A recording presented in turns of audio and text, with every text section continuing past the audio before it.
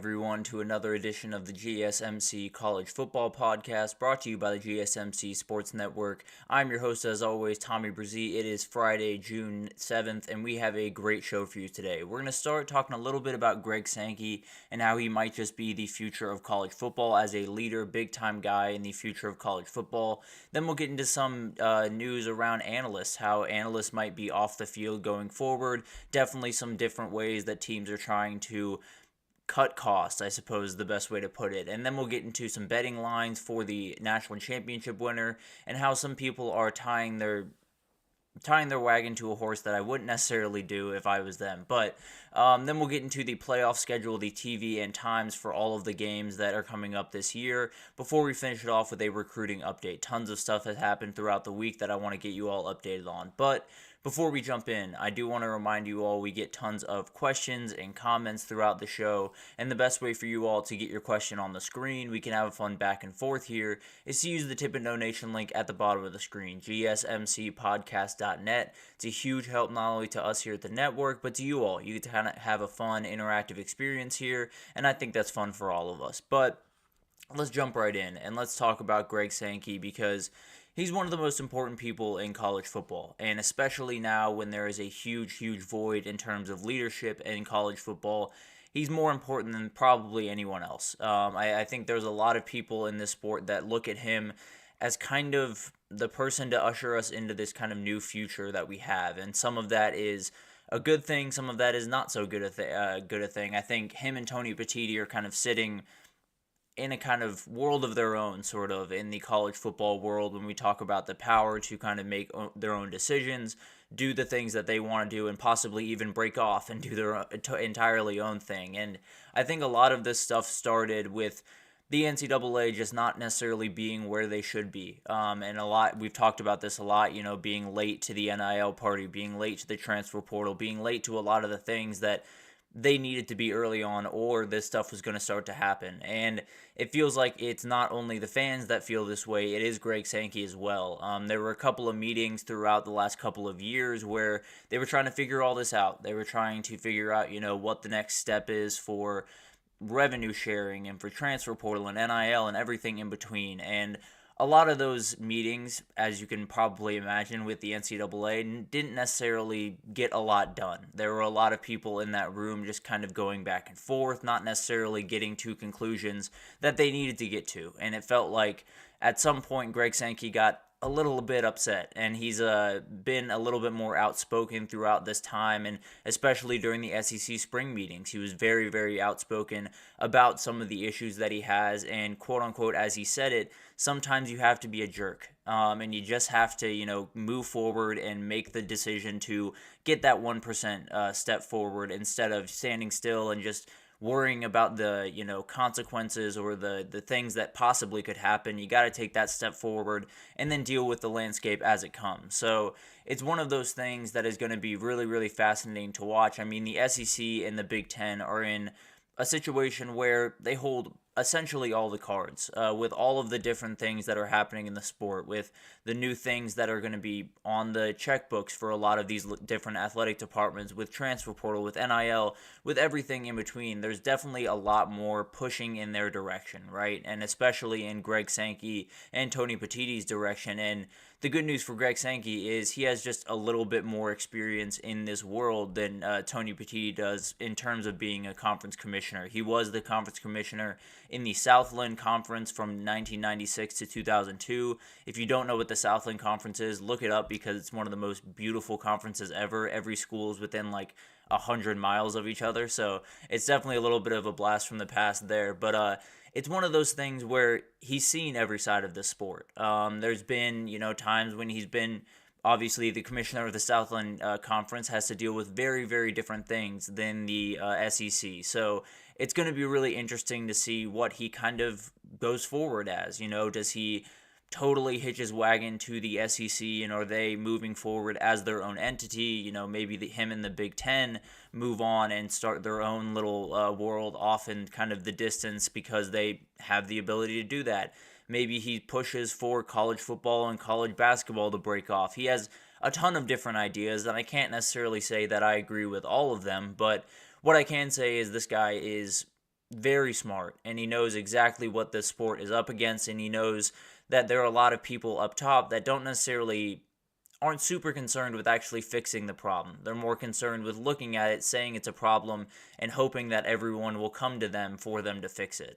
So I think it's one of those things where you look at Greg Sankey, you look at Tony Petitti, even Brett Yormark is someone that I think is going to have a ton of power when we go into the future of the sport, and you wonder what their future is in terms of their position. Is Greg Sankey going to be the SEC Commissioner for the next decade?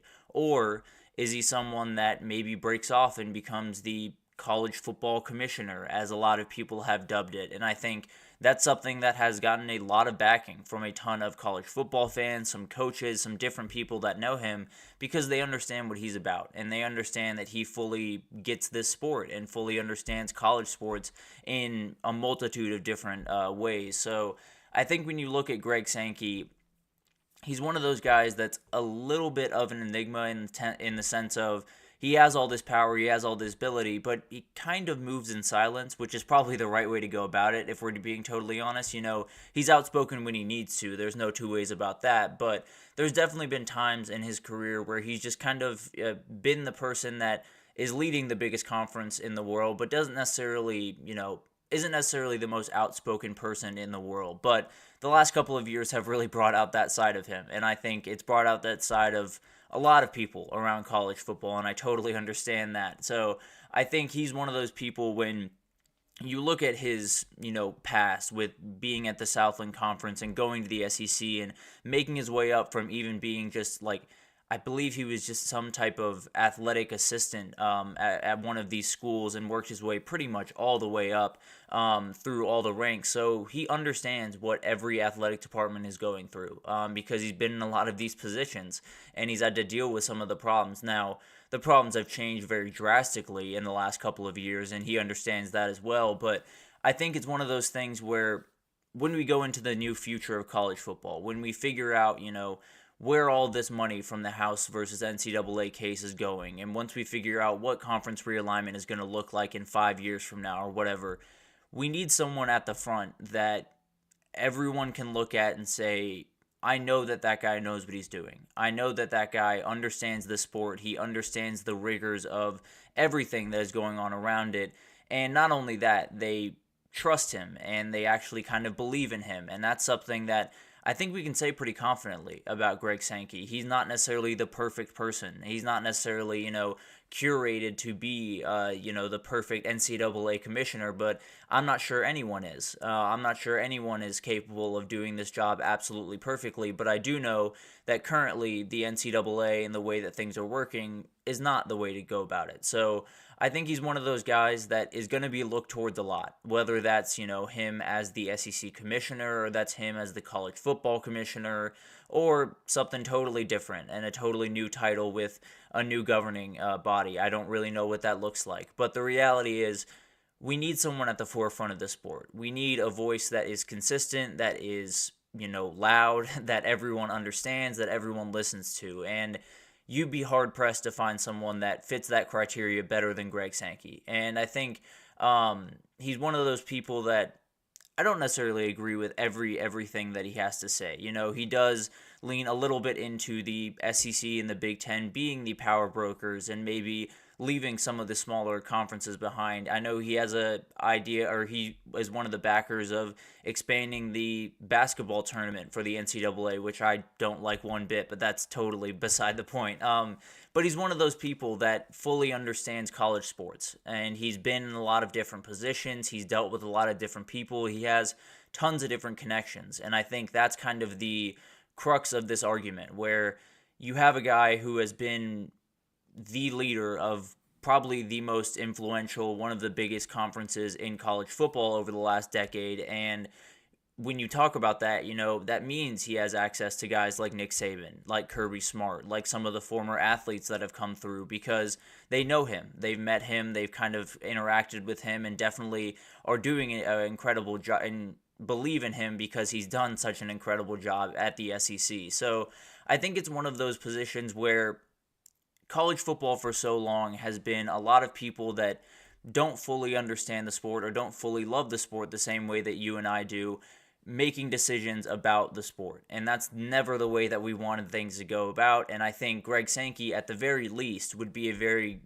big step in the right direction in terms of that. So I think he's someone that not only, we can feel confident, cares about the sport, understands the sport, but also has connections in the sport that can help him down the road, where there's going to be decisions that he doesn't fully understand because he hasn't been a head coach or he hasn't been a player in this new reality. So he's going to have to lean out and, get a little bit of help from maybe Nick Saban or from some of the former coaches or some of the former players that he has dealt with in the past. And I think when doing that, if the NCAA were to call some of these people, I don't necessarily think they get the access that Greg Sankey would. So a lot of the future of college football is really just about putting someone at the forefront that everyone can point to and say, I trust that guy, or say, I believe in that guy, or whatever that looks like.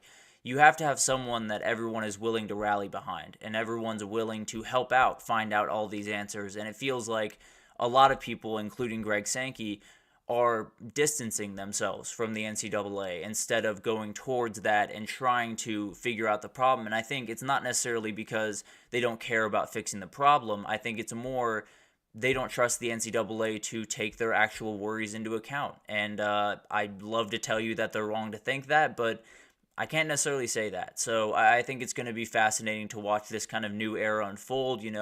Is Greg Sankey just going to break off the SEC and maybe join and bring Tony Petitti and the Big Ten with them and be their own entity? Is the college football going to break off and he be the college football commissioner? Is he going to stay with the SEC and just, dominate over there? Who knows what the future holds? But what I can say with absolute confidence is this is one of the most powerful guys in the sport, and he will be for quite some time to come. And I think his power is only getting bigger, if I'm being totally honest. So he's going to be really, really fascinating to watch. I think when you look at college football and you look at who is defining the sport the most, it's really hard to overlook Greg Sankey. And I think he might just be at the very top of that list, and we might just need him to be right about now. But we'll take our first break here, and when we come back, we're going to talk about Analysts. It sounds like with the House settlement and all of the new money that is going to have to be paid by some athletic departments, they're trying to cut costs, and some of those costs might be the analysts that have been on the field for a number of big programs throughout history. So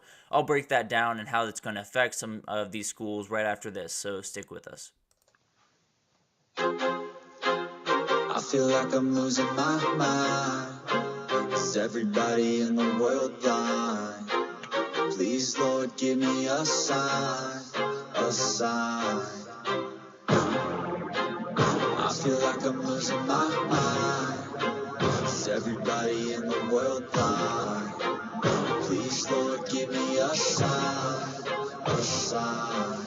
I wanna be the greatest. Everybody on the fake shit. I look around and feel like everybody is the fakest. I make this every day and I'm impatient, hoping one day I blow up from the basement. Statement, the top is so vacant. I don't hear shit that I think is amazing. Waiting for my day when I'm playing sold out shows for 1,000 faces. Hey, give me that crown, get in my way and to be put down. It ain't your place, all this my town. If I want that shit, then I'll get it right now. I'm losing it, the news it fits. I'm losing shit, a stupid myth. You choose to live or choose to dip. You choose to fight or lose your grip and lose a gift. I feel like I'm losing my mind. Is everybody in the world blind? Please, Lord, give me a sign, a sign. I feel like I'm losing my mind. Is everybody in the world blind?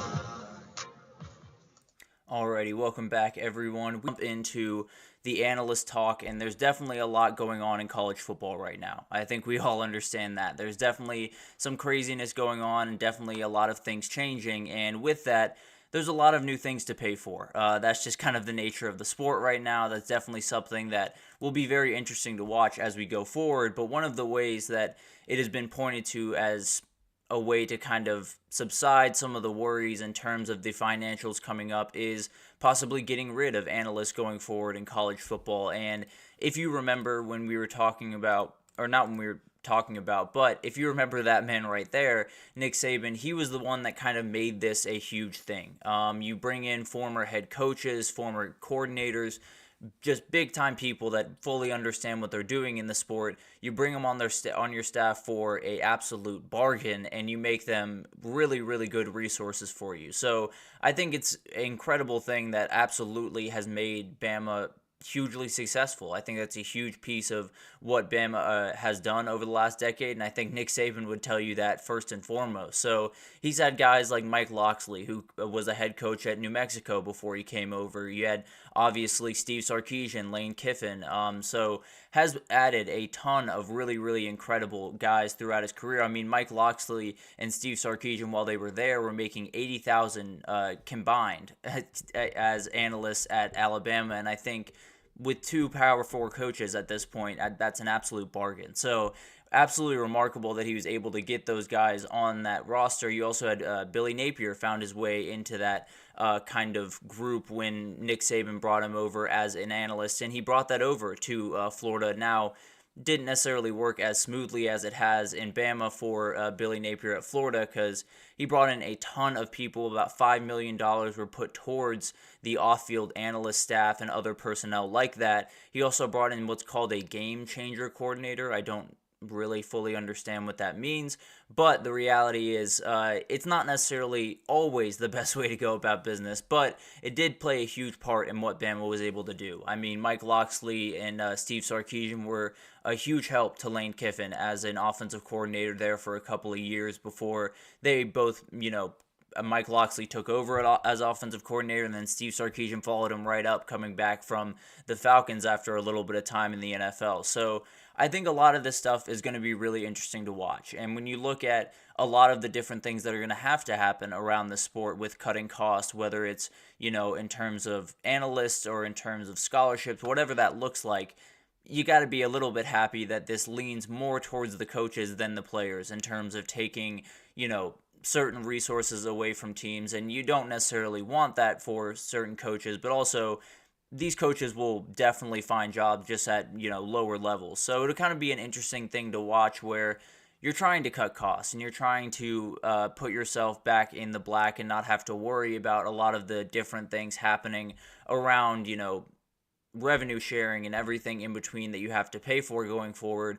But the reality also is, some of these schools have the ability to deal with that while still having some of these analysts on staff. So it'll be really, really fascinating. I mean, there used to be a cap on the 10 on-field assistants that are allowed to coach players during games, and that has been eliminated. It was eliminated last month by the FBS Oversight Committee, so definitely a huge kind of twist in this whole thing. And although I think most of those numbers will likely be around that 10 or even below that number, I do think there's some teams that are more equipped to kind of keep the status quo, as it were, in their program and keep it moving. So maybe it's the Texas, maybe it's Alabama still, although it seems like Kalen DeBoer is kind of moving away from that slowly. But maybe there's some teams out there that want to keep their analysts on staff and are willing to spend a little bit more money to do that. And I don't know necessarily how much of a competitive imbalance it would cause.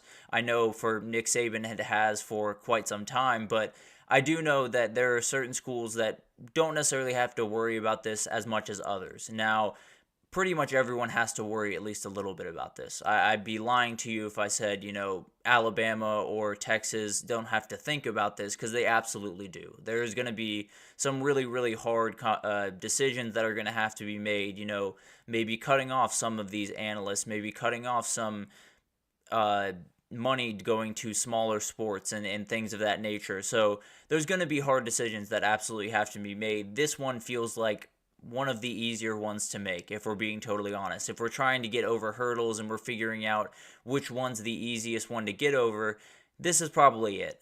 So it's not necessarily the biggest hit in the world, but it is one of those things that might not really show itself.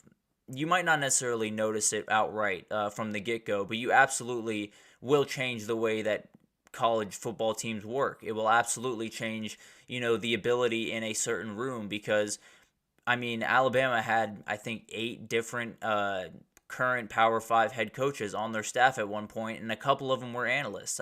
Dan Lanning was an analyst over there. So it's remarkable what they were capable of getting from some of these people, from some of these positions in the past. And some people aren't going to be willing to give that up. And it'll be interesting to see kind of how different people go about it. Do certain schools keep 10 staff members on salary no matter what? Do they keep all these coaches and, deal with everything else, by taking money away from smaller sports or doing things of that nature?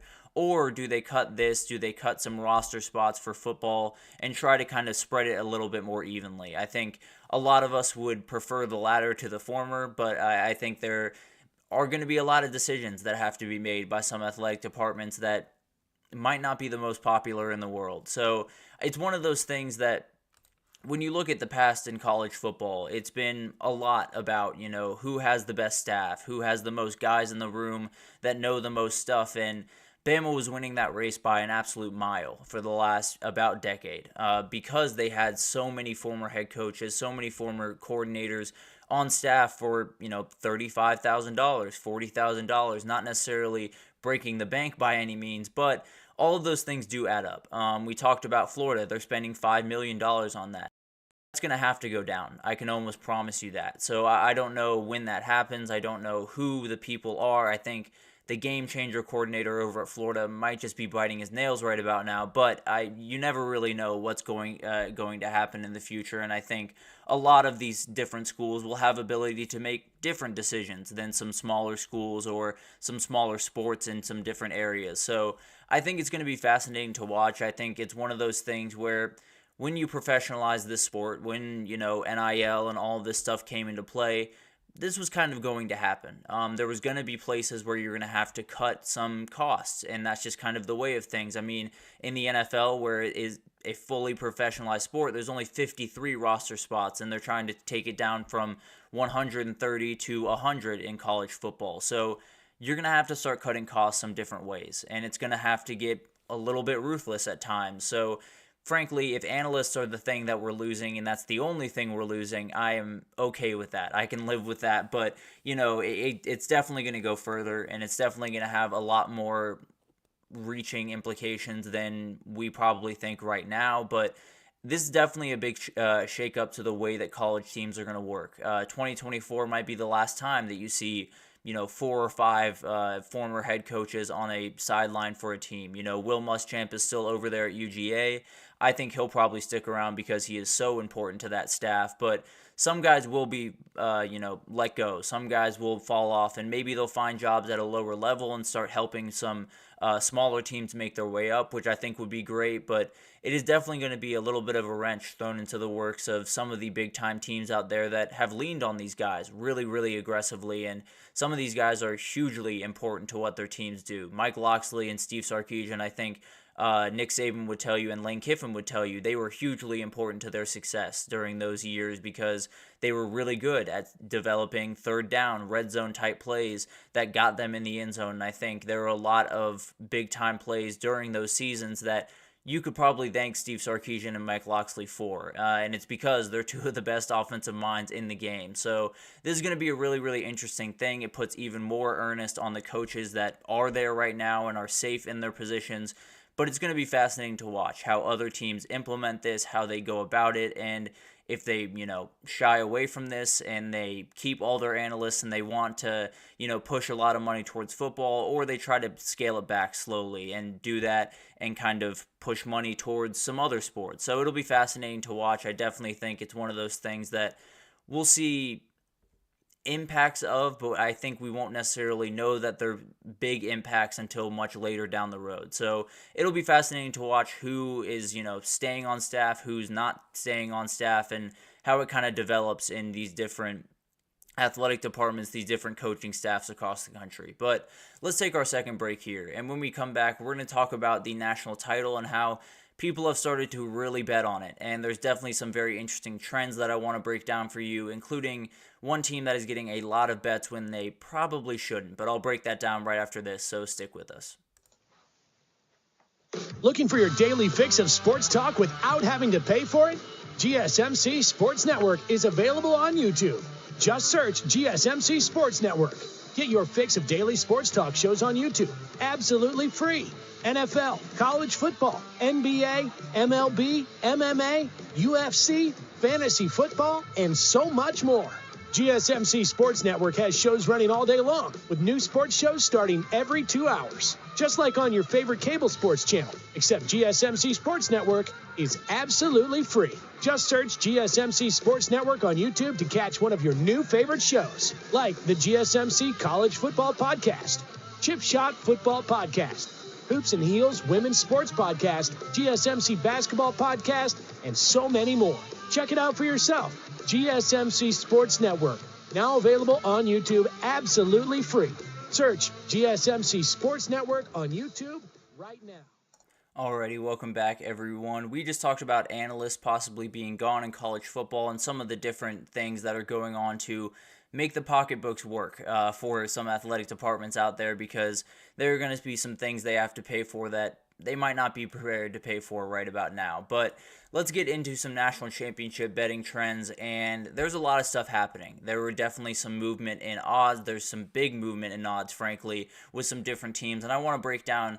Let's start with the big-time players out there, the guys that are kind of leading the pack here, and it's Georgia, Ohio State, and Texas. Those are the people that have the best odds to win the national title. They have the most amount of bets. They have the most amount of money on them to win the national title. So Georgia leads the way in terms of favorites to win it at plus 325, and Ohio State is right behind them at plus 375. So as you can see, these two are kind of on their own turf right now. They are kind of playing their own game. And there's a lot of people that are noticing that, and they're paying a lot of money to bet on them. And the interesting thing here is Georgia, while they are the favorite, they are not the number one total amount of bets or the number one total amount of money spent. Ohio State absolutely dominates both those categories, and I think it's kind of for good reason. There's been a lot of hype around Ohio State this offseason, and I think when you look at what they've done this offseason, it's kind of hard to argue with. They are a national championship team. They are one that can absolutely get there, and then it's kind of a toss-up. I think when you look at Georgia and Ohio State, to me, they're 1-2, and there's a little bit of a gap. And then you have Texas and Oregon, and then there's a little bit of a gap, and then you have probably about 15 to 20 teams that are roughly around the same level and definitely could be fighting for this thing. But Ohio State and Georgia is where it starts, and Ohio State is obviously going to get a lot of love in this kind of new world, and it's definitely going to get a lot of love because of what they did in the transfer portal and what they've done in NIL the last 6 months to a year, and a lot of the different things happening in Columbus have a lot of people excited, obviously. So it's obviously a huge portion to have 35.2% of the entire money bet on national championships or national champions to go to Ohio State, but if you look at the offseason that they've had, it's kind of hard to argue with. Georgia takes it over 50%, so that's just a lot of the money. The majority of the money is going towards those two teams. But that doesn't mean it's not being spread out a little bit. Texas getting 8% of the money bet, 8% of the total bets as well, is definitely, indicative of where they're at. There are a lot of people that are starting to buy into what Texas is selling, but I promise you, if they do something special this year, in 2025, that number will be absolutely through the roof. It'll be right where Ohio State is, I would bet you. So it'll be incredible to watch this unfold. But let's look at the rest of the teams on here and see if you can pick out the team that I don't necessarily think belongs. But let's start with Oregon. They are the team that is absolutely kind of right after that. As we talked about, it's Texas, Oregon are the teams that I'm watching very, very closely, and they have about 4% of the bets right now. So definitely very interesting. They're at about 1,000 odds, definitely not too long by any means. Their odds have actually grown a little bit since they opened at 900, so some people aren't necessarily as confident in Oregon as some people might think out there. Alabama's odds have jumped a ton. They were at plus 600 to start this. Now they're at plus 1,400. So a lot of people are doubting Bama going into this year. Let's put it that way. But there are some other teams that jumped a little bit. LSU jumped a little bit up. Mississippi the exact same. So I think people are just leaning into Georgia is the team in the SEC. Let's not overthink this. Let's just go with the team that we understand and that we know and move forward from there. So maybe that's where some of this is coming into play. Michigan's right there. They're definitely a team that has dropped a ton. They were plus 800 to start this. They're plus 2,000 now. So I don't know if it's some people just, preying on their downfall. I don't know if it's some people seeing all of the changes that are going on and aren't quite as confident, but I'll just say, I wouldn't necessarily write off Michigan. I understand that, they're losing a lot of people, and there's a lot of questions going into this season with Alex Orji and how he's going to take over that quarterback position and everything in between, but the team is really solid. The defensive line is going to be absolutely dominant. The defense in general is going to be one of the top in the country, and that run game is going to be mean. There's no two ways about that. Sharon Moore knows how to open some people up and definitely give them a chance to succeed, and with someone like Alex Orji at quarterback, it makes it so much easier. You have so many openings for that guy to make big-time plays for you with his legs that it's going to be really hard for teams to defend this entirely. So while I'm not necessarily betting on Michigan to win the national title, I'm a little bit surprised it's jumped that much. But some teams that have actually got their odds to move in the right direction, we have UGA, obviously, Ohio State have gotten a ton of bets, so they're going to move up. Texas has moved up a little bit as well. Notre Dame, Tennessee, and Missouri have also moved up in terms of odds. So a lot of hype behind those teams. Obviously, Nico Iamaleava over at Tennessee is one of the most hyped up players going into this season, and I absolutely love him. I think he's one of the most remarkable players. I think his arm talent is right in between what Joe Milton had and what Hendon Hooker had, and I think Tennessee fans are absolutely going to love this kid. So maybe it does feel like 1998 this time around, and they have a chance to win a national title. Missouri making a ton of strides now, don't have nearly as many bets as everyone else does with 1.6 compared to Tennessee with 4% of the bets. But the reality is not too many people are going to put money on Missouri. That's just kind of the way of things. Now, if they follow up last season with another really good season, then you'll see that number start to climb pretty significantly going forward. But as of right now, it feels like Missouri has a ton of hurdles ahead of them in the SEC to even get to the playoff, and then there's a lot of stuff that has to go right. So I don't necessarily hate that one, but there are a couple in here that I think are going to be a little bit interesting to watch. Florida State still sitting pretty high on this list, the number one team in the ACC. I think that makes sense, frankly. When you look at last year and you say, Mike Norvell is fully ready to get this team not only in the national conversation for 1 year, but for many years to come. I think you can feel pretty confident that Florida State is at least going to be in that conversation. I've said a couple of times on here, I'm not quite as confident as some other people are in Florida State or in Clemson, who's absolutely on this list as well.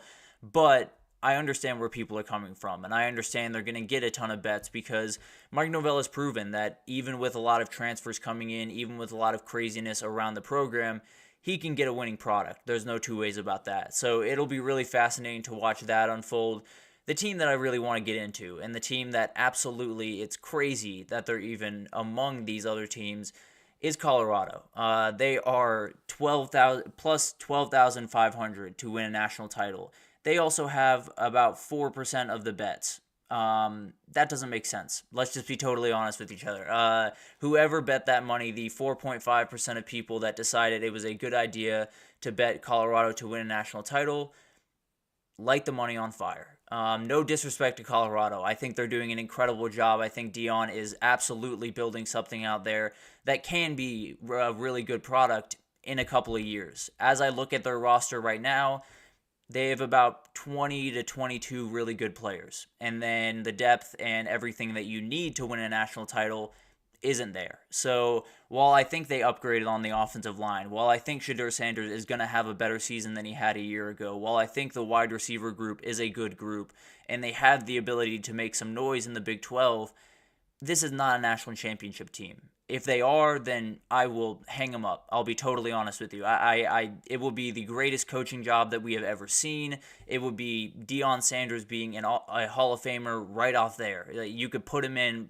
just based off that if he was able to pull off a national title this upcoming season. So whoever made that bet, more power to you. I respect the confidence, but it's a really bad bet. Let's just put it that way. I don't necessarily think this team is going to win the Big 12, although that definitely has somewhat of a shot as opposed to this, which has very little shot. But I think Colorado is going to be a fun team to watch, and I think they're going to be much better than they were a year ago, but them being much better than they were a year ago and being a national title contender are two wildly different things. And I think as of right now, when I look at their schedule and I look at their team, they're a 7 and maybe 8 win team. And that's a good thing. They were 4-8 last year. They were 1-11 the year before. So the rebuild will still be going great. But the way that Colorado has set up this season is essentially just setting themselves up for failure. Because if you don't win the Big 12, people are going to say, well, you promised a Big 12 championship. If you don't go to the playoff, people are going to say you promised a playoff berth. All of these things can't be promised when you're coming off a 4-8 season. So I fully understand the confidence around them. I fully understand Deion has that swagger about him that people are really gravitated towards, and frankly, I gravitate towards it as well. But the reality is this team is just not able to compete with the Oregons or the Alabamas. I mean, we saw they couldn't compete with the Oregons of the world last year. So it's no disrespect to what Deion is doing. He's doing just incredible, incredible things in Boulder right now. But he has so many steps to go to get to a national title contender and to especially win that national title. So while I really respect the confidence of some of these people and I really respect that they're, putting their money where their mouth is in a lot of ways, I just think it's a terrible bet. But that's beside the point. One of the teams that I am watching very, very closely in this is Alabama. I'll be totally honest. I understand there was a lot of people that want Alabama to not succeed, that want them to fail and fall on their face and the era of Alabama dominance to be over.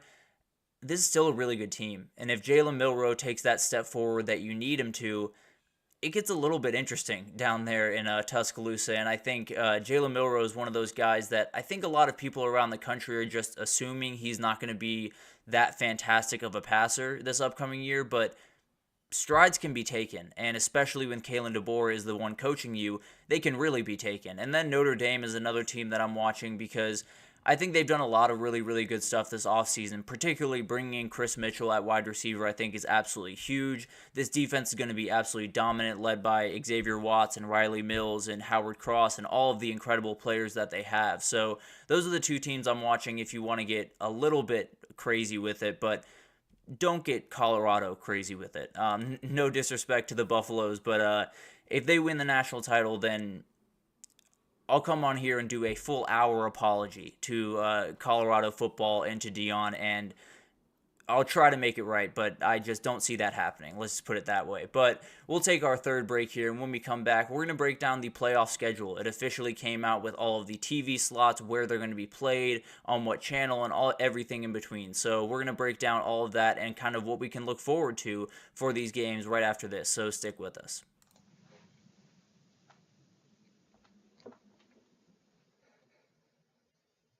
For the best and latest podcasts available anywhere, go to the podcast app on your cell phone and type in GSMC to access free content-rich podcasts on health and wellness, book reviews, sports, entertainment, relationships, social media, movies, technology, finance, and even weird news. Subscribe and download the GSMC Podcast Network's family of shows, available everywhere podcasts are found.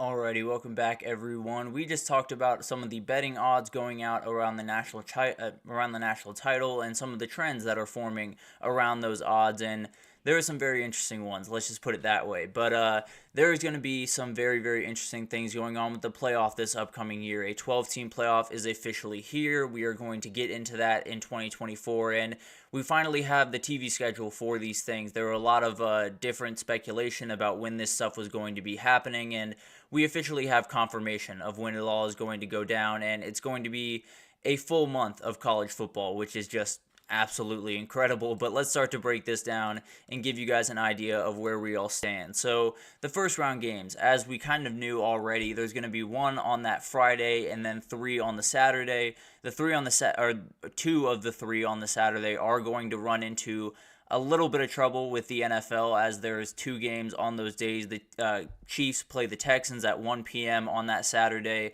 and the Ravens play the Steelers at 4:30. So definitely going to be a little bit of a fight with the NFL on those, but I know where I'm going to be tuned into. Let's just put it that way. I think there's going to be a lot of hype around these games. You know, there's so much excitement around the 12-team playoff and what it's going to be and how, everything's going to kind of play out. But for me, it all really boils down to those first round games are just going to be off the walls incredible. Whether it's, the Friday night or the Saturday afternoon or the Saturday night, it doesn't necessarily matter.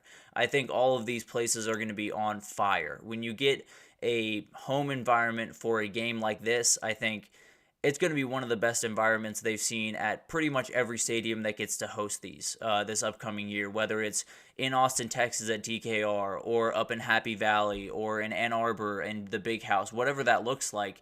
These crowds are going to be off the charts. Now, it is going to come a little bit after school ends for some of these different schools out there, but the kids won't care. I can promise you that. There will be plenty of people in those cities, especially some of the big-time cities where some of the teams have national title hopes. When you talk about the Big Ten and the SEC, there's going to be two of these teams in these games that maybe don't necessarily belong there. If they're probably a top 4 team in the country, but you don't get that automatic bye if you aren't probably the Big 12 or the ACC champion.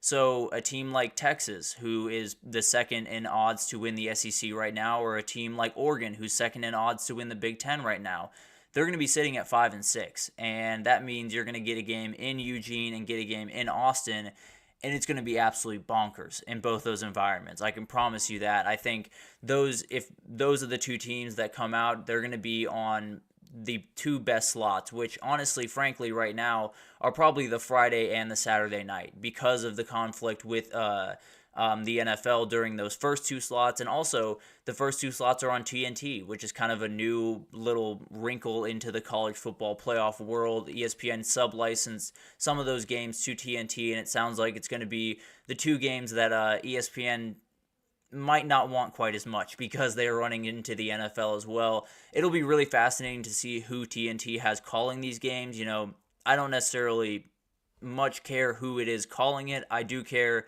who is on the desk in the pregame, and it has to be Ernie Johnson. It has to be the boys. If it's not, then I have a problem. But other than that, I think this is going to be an incredible, incredible atmosphere. I think when I talk about the 12-team playoff, I've never been the biggest fan of playoff expansion. I've always said, 6 teams I think is probably the good number, but we've jumped that shark. We've gone well beyond that, and I think these first-round games are a great way to get me fully in on the party because I think they're going to be just incredible to watch, really, really fun, and be one of those things that you look back on in a couple of years and wonder why we weren't doing this earlier, frankly. And then you get into the quarterfinals, and you have some of the New Year's Six Bowls. That's when everything kind of starts. You have the Fiesta Bowl on that Friday, I don't really know what day of the week it is, frankly. Oh, it's a Tuesday. There you go. A Tuesday on New Year's Eve, so kind of the same style that we've been doing in the past couple of years, but now they're playoff games, and now they're quarterfinals, and it'll be fascinating to watch. Definitely will be big-time games those days. I don't really know if the tie-ins still play any type of factor in the way that this is set up. I don't think they do, frankly, but it'll be really interesting to see. A team could win the Fiesta Bowl, the Orange Bowl, and a national title all in the same year. So it'll be really, really fascinating to watch, and I think one of those things that is going to be fascinating to watch is what we just talked about with the first round games, where a team like Oregon or a team like Texas or Bama or Ole Miss, whoever it is that comes up a little bit short in the SEC or the Big Ten, are going to be probably in these games. Maybe they get upset in those first round games, but let's just say they find their way to the quarterfinals. They might just be favored in some of those games because the 5 will match up with the 4, which will likely be the ACC or the Big 12 champion, and then the 6 will match up with the 3, which will likely be the other ACC or Big 12 champion. So it'll be fascinating to watch. I think it's almost a foregone conclusion, at least in my mind, that unless, Florida State or Clemson go absolutely crazy and totally dominate the ACC, I think Texas or Oregon would be favored, and it would be very, very interesting to watch. It would be one of those things where we'd have to probably get used to that because that's just kind of the way of the world. When you have those auto bids up top and you say certain teams are going to get buys, you're going to have matchups later on where the lower seeded team is probably the better team, and that's just kind of the way of things. And those quarterfinal games will be fascinating to watch for that reason because there's going to be so much going into that. It's something we talked about earlier in the week when we talked about the motivation that goes in for the ACC and the Big 12 to knock off the big dogs, to knock off the SEC and the Big 10, and this is would be where that happens. So it'll be fascinating to watch what the lines are on those games and kind of how the ACC and the Big 12 respond to those games. And then you get into the war of attrition. You get into the semifinal and the national title game, which is essentially just have depth, have as many guys to throw at the opposing team as possible, and you'll likely come out on top. There's going to be a ton of really, really interesting things that happen throughout this. When I look across the college football landscape, there are really a handful of teams, in my mind, that have the ability to get through 17 games and still be playing really, really high-level football. And it's not necessarily a ton of teams. You know, UGA, Ohio State, we talked about. Texas, Oregon, I think, are absolutely in that group. Ole Miss and Bama are kind of hanging around that group, but definitely have some holes that you'd like to be a little bit more sturdy. And then you have Michigan and Penn State, two other teams that absolutely have some depth, but definitely some worry spots as well. So it's going to be fascinating to watch, you know, which team actually comes out on top. And not only that, who is the players that are making those plays? You know, is it a guy that started on the bench to start the season? Is it a guy that, you know, was a third stringer, or someone that, you know, didn't even expect to be playing in these games, finding their way into a big time moment? So I think the very, very interesting thing about this playoff and about the future of the sport is depth is more important today than it ever has been before. And especially when you might be cutting the roster cap, it's going to become that much more important. And roster management and everything like that is going to be so hard to kind of wrap your head around. But it's the future of the sport. And if you want to get 17 games deep and win a national title, you're going to have some things that some other people don't. So it'll be fascinating to watch. I think when you look at a lot of this different stuff, the only real big issue is the one that I've had for a very long time around this. And it's the fact that we play a national title on a Monday. This is a Saturday sport. It doesn't make sense to me. I understand you're trying to, you know, get out of the way of the NFL. Don't get out of the way of the NFL. Just play the game on the day that we're all expecting college football to be played, and don't make us do it on a Monday when I have to wake up the next day and do one of these shows or go to work or do something like that. So make it a Saturday game going forward. That's the easiest layup in the world for the NCAA or for the college football playoff to make. So that'll be fascinating to watch, but we're going to take our final break here. And when we come back, we're going to talk about some of the different things going on in the world of recruiting. Definitely a huge week for recruiting, and UGA was right at the center of it. So we'll break that down right after this, so stick with us.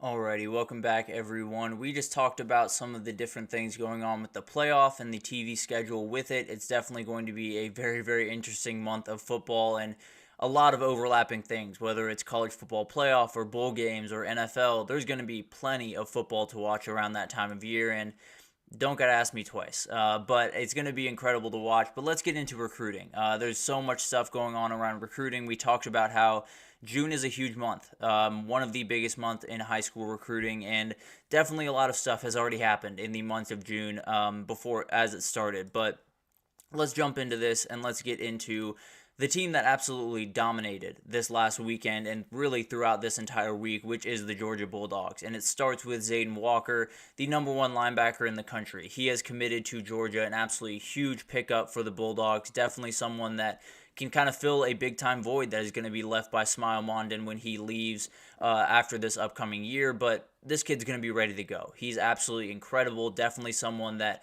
is going to be a huge help to the Bulldogs, and they just rake in linebackers year after year, whether it's Justin Williams a year ago or CJ Allen 2 years before that. It's just incredible what they've been able to do at the linebacker position, and that's not stopping anytime soon. Let's just put it that way.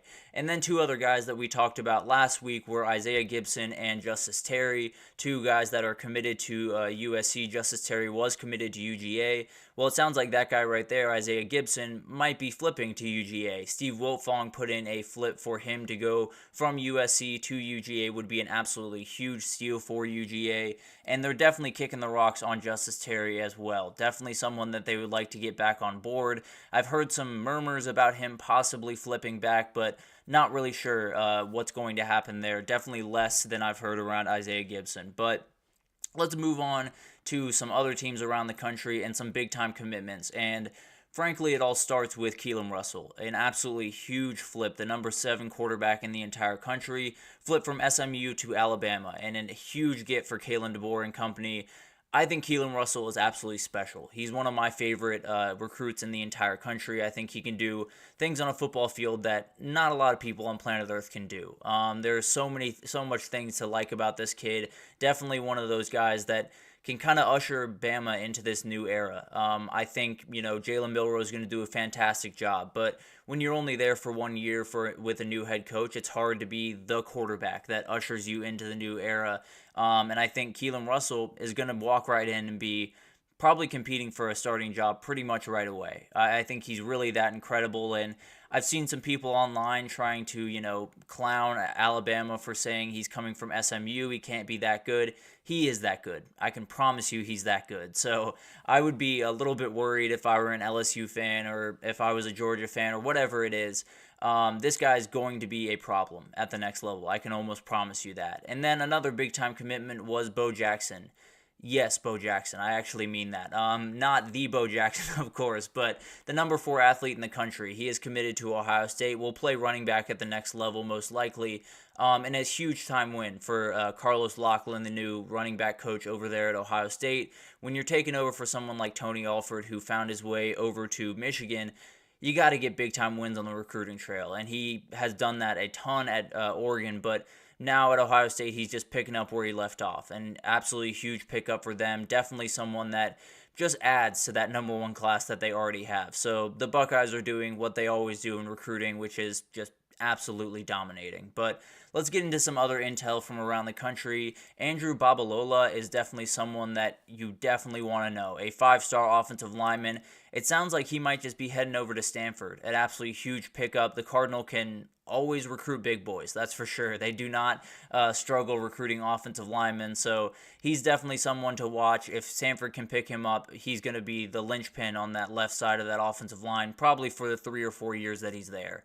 And then we'll go back to Georgia here for a second. They are hosting a number of big-time players and are hoping to get the same thing they got from Zayden Walker this past week. DJ Pickett is a number 2 cornerback in the entire country. He will be on campus, as well as David Sanders Jr., the number 1 tackle in the country, will be on campus. And David Sanders Jr. is someone that has been trending kind of more away from Clemson and towards Georgia over the last couple of weeks. So definitely one to watch. I don't necessarily expect a commitment there this weekend, but a lot of stuff can happen. You never really know. And then Texas is someone we've talked about a little bit. They are still leading for guys like DeCorian Moore and Jamie French, but some people are really trying to push them for that. Ohio State has made a big-time step up in DeCorian Moore's recruitment after a visit from him last week. LSU and Miami are definitely going after Jamie French really, really aggressively. Jamie French actually will be in College Station this weekend for Texas A&M, so definitely a huge, huge battle for Texas, and those will absolutely go down to the wire. I have no doubt that both of those commitments will probably happen somewhere in November to December.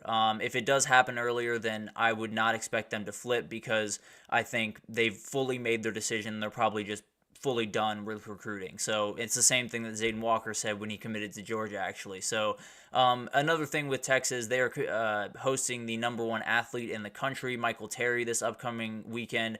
They've been kind of the leader on him, but there's been a lot of it's been pretty quiet around him the last couple of months. So don't necessarily know where his recruitment stands, but it'll be a huge week for Texas around that. We talked about Texas A&M.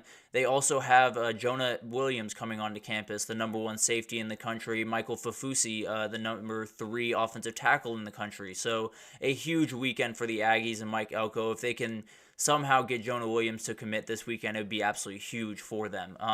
And then Miami is heating up on Elijah Griffin, one of the best defensive linemen in the country. He had been kind of leaning heavily towards UGA the last little bit, but Miami's really trying to pull this one off. And if they can pull it off, it'll be a huge get for Mario Cristobal and everyone around that program, because you need linchpins on that defensive line, and Elijah Griffin would be that.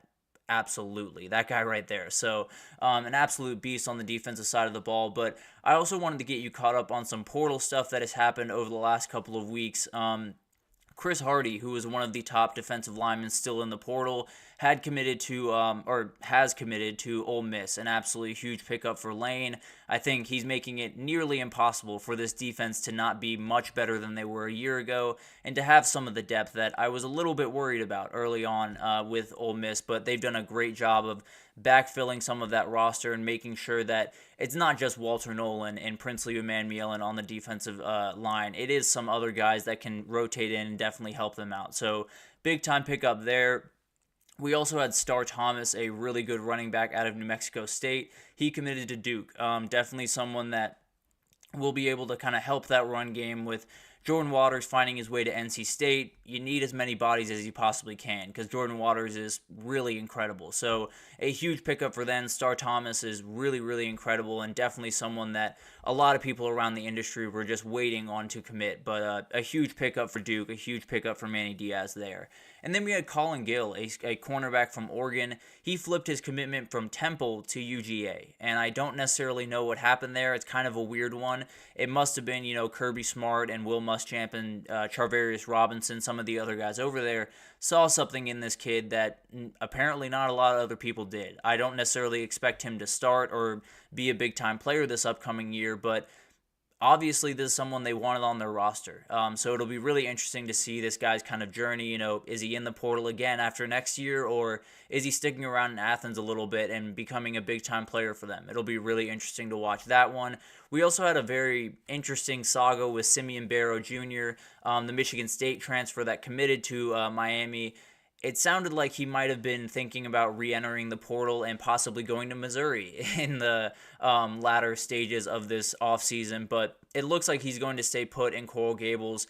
The portal is always going to be a fight. You're never really safe from a lot of these different things that can happen, so definitely a really weird situation, but not necessarily unique in a lot of ways. So very, very interesting, but huge for Miami to keep that guy on campus. Now, there's still big-time guys out there. Jacoby Matthews is still out there. Jalen Berger, Zachary Franklin. So there's guys to be had, and I don't really know what's going on with their recruitment. I'm not sure how long those will take. Maybe they'll commit right before fall camp and just join a team and hope that they can pick things up. I know Zachary Franklin and Jacoby Matthews seem to be kind of leaning towards Washington, but it's been that way for quite some time, and a commitment has not come yet. So I'm not sure what's going on there, but it'll be fascinating to watch all of the recruiting updates, whether it's the portal or high school.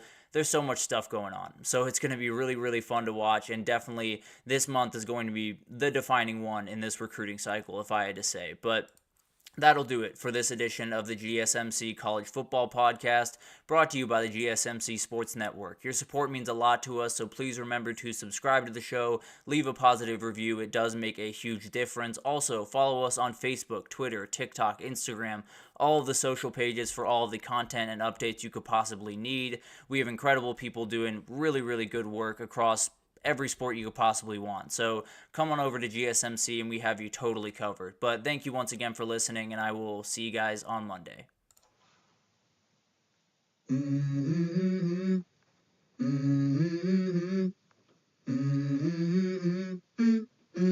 Let's go.